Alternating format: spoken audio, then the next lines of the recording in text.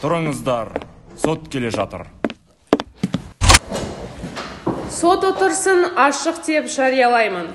Бүгін 28 сәуір 2022 жылға Қазақстан Республикасының Азаматтық кодексінің 973 бабы бойынша айыпталған Әуезовке қатысты іс ашық сот мәжілісінде қарастырылады.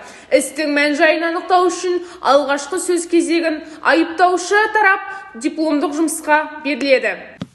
Құрметті сот ханым, мен дипломдық жұмыс күні ертең өртелейін деп жатырмын. Ал өртелуімнің бас себебі мен 70% плагиаттан тұрады екенмін. Мені жазу барысында автор Әуезов Нұржан авторлық құқық пен зияткерлік меншік туралы заңдарды бұзып, зерттеушілердің әдеп кодексін сақтамаған үшін менімен бірге өртелуін талап етемін. Дипломдық жұмыс жайғасыңыз. Айыпталушы Әуезов. Құрметті төрайым ханым, мен автор Әуезов Нұржан. Маған тағылған айыптармен толығымен келісемін. Өзіме тағылған айыпты толығымен мойындаймын. Айыпталушы Әуезов, жайғасыңыз.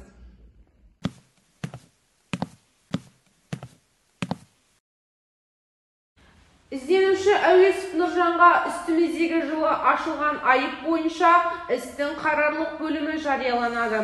Сотталушының, сондай-ақ адвокаттардың, жапа шегушілер мен куәлардың берген түсініктерін сараптай келе, сот айыпталушының барыс әрекетіне дұрыс баға берілді деп тапты.